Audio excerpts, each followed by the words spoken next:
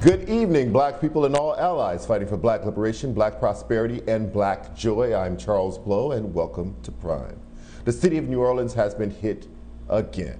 16 years ago to the day after Hurricane Katrina ravaged New Orleans, Hurricane Ida has now, too, caused catastrophic damage.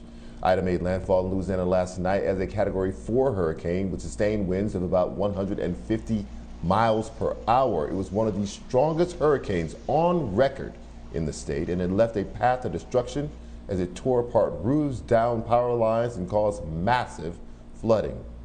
2 deaths have already been confirmed, but the governor expects that number to rise considerably. The governor estimated that 1 million people are without power, including the entire city of New Orleans. Ida current storm surge is estimated to be 12 to 16 feet. Rescue workers are now underway in that state and with local officials. And although Hurricane Ida has now been weakened to a tropical depression, tornadoes, dangerous rains, winds are still a concern as it crosses through Mississippi towards Tennessee. More than 80 million people from Louisiana to Rhode Island are now under flash flood watches as Ida heads towards the northeast. All of this as Louisiana and other states in that region are already grappling with the worst COVID wave since the pandemic began. Many hospitals have had to evacuate patients as they too were threatened with storm damage. Joining me now to discuss is the former mayor of New Orleans, Marc Morial.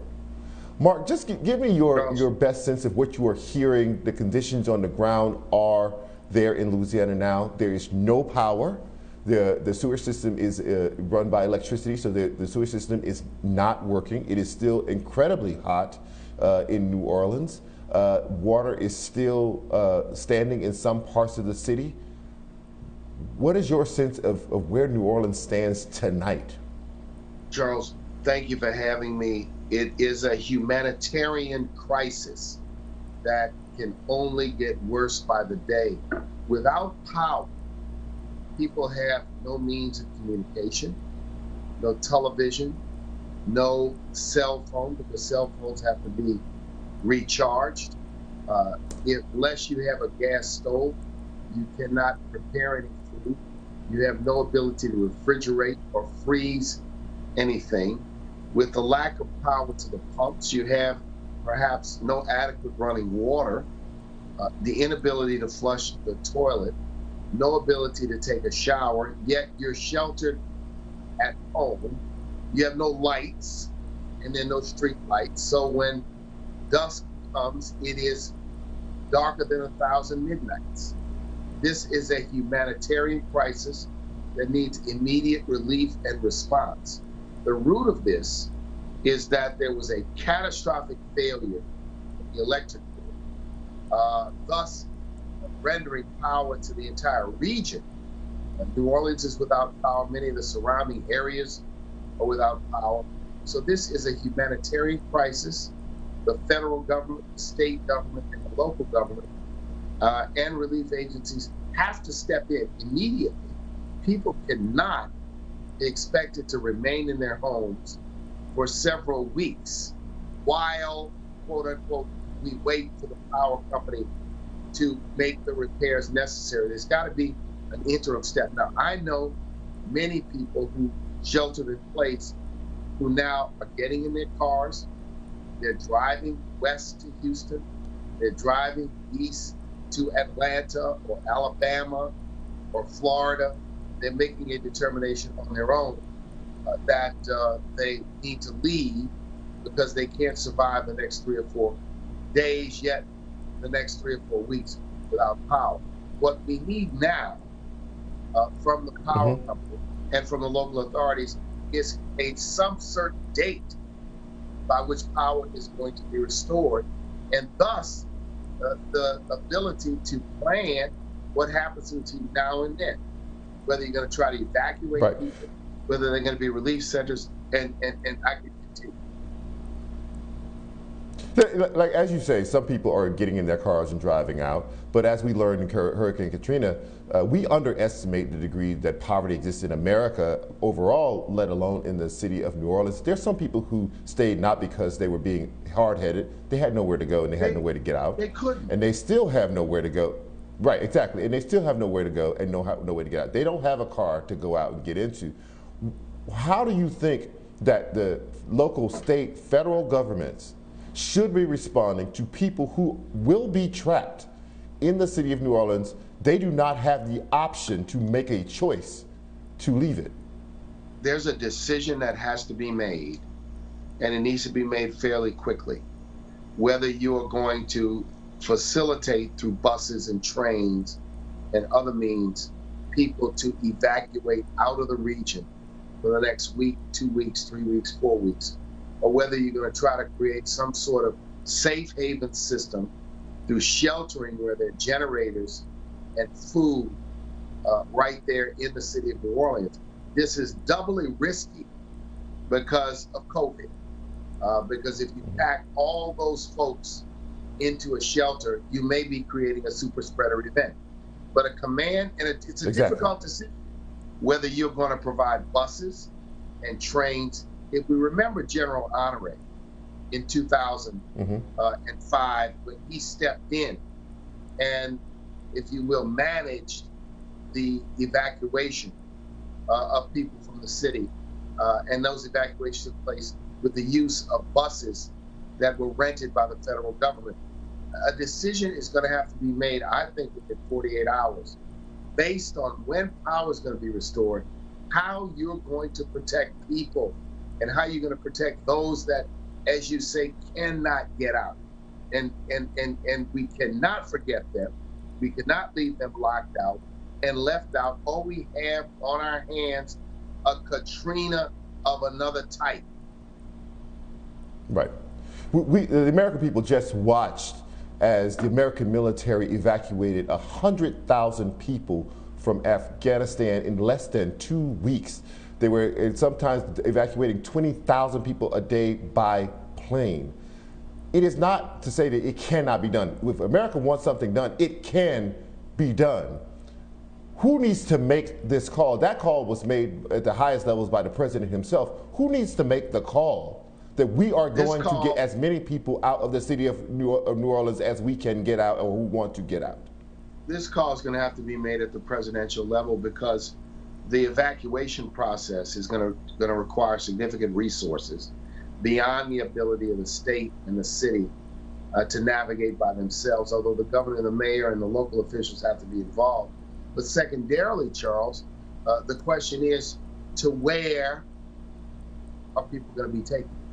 If you evacuate people, you have to take a place that they're going to go to. In Katrina, Houston was a destination, Atlanta was a destination, Birmingham was a destination, Little Rock was a destination, where arenas and gymnasiums were turned into mass shelters for folks. The better approach now would probably be to provide people with temporary hotel rooms in communities within the region, maybe 500 to 700 miles away. But there's going to have to make a decision. The better approach would be to figure out a way to come up with a temporary fix to the electric grid to get the power back on quickly.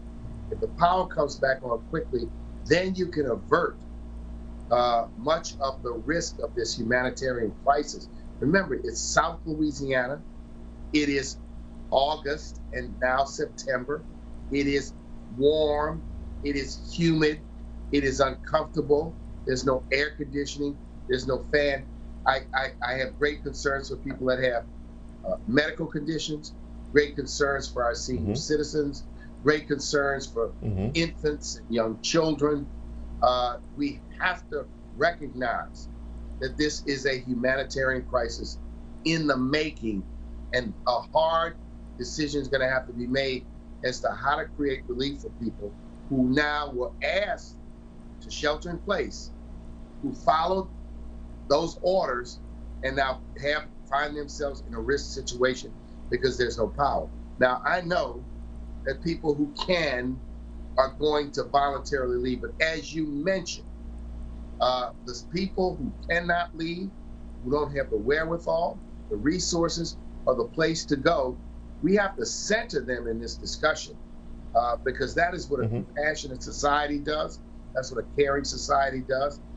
And that is what I think the Biden administration is going to have to work closely with John Bel Edwards, LaToya Cantrell, and all of the leaders to quickly come up with an approach. This can't wait 10 days. Right. So, last question we have, we'll have a little bit over a minute here left. To our audience out there, knowing that we are going to be going into a humanitarian crisis in a majority black city, our audience is majority black, what can they do to help out the people in in New Orleans? I'm sorry, not Los Angeles, in New Orleans. One thing I remember is, yes, go ahead. Go ahead. I was going to say this. No, I was just going to say that, I remember talking to Mayor Cantrell a couple of years ago in her office about, she came into politics organizing after Katrina. And, one thing she said that broke her heart was that in the response, people came to help, but not very many black people came. The buses that came from schools were not, mostly of them were not from black schools. And she was just hoping that the community would recognize that this city is our city, America, not just in New Orleans. And how do we get, what do we ask the rest of our viewers to do to help out? So we're gonna need, New Orleans, from the viewers, there will be a need for donations of money, a need for donations of maybe water and other products and things. Today I spent time with Judy Reese-Morse, who leads the Urban League of Louisiana. She's working with Flozell Daniels, who leads the Louisiana Recovery Foundation, two long-standing colleagues of mine in the region. And I asked them the very same question. For those that want to support and help, what is it that's needed? So I would encourage people to stand by. We will have more to say on this. We don't want to begin saying to people, just come down until we're clear on what the needs are. We don't want to ask people to send money until it's clear that we have a specific use and purpose for the money. One thing I'm not going to do this time is what we did during Katrina, is raise money for the American Red Cross, which many of us did with BET and a number of the other celebrities. We will not be doing that this time. We will keep the money within organizations that are centered in the community if we're going to do a fundraising effort. So we will be back to you, Charles, and we'll be back to your viewers, and we'll be sure to come back and let them know as quickly as we identify the best approach for people to support the relief efforts. Marc Morial, thank you so much for your time. New Orleans is obviously in our prayers and our thoughts, and we are kind of waiting to see how this all turns out and looking for ways that we can help out. Thank you so much for your time, sir. More on the aftermath of Ida next. You're watching Prime on BNC.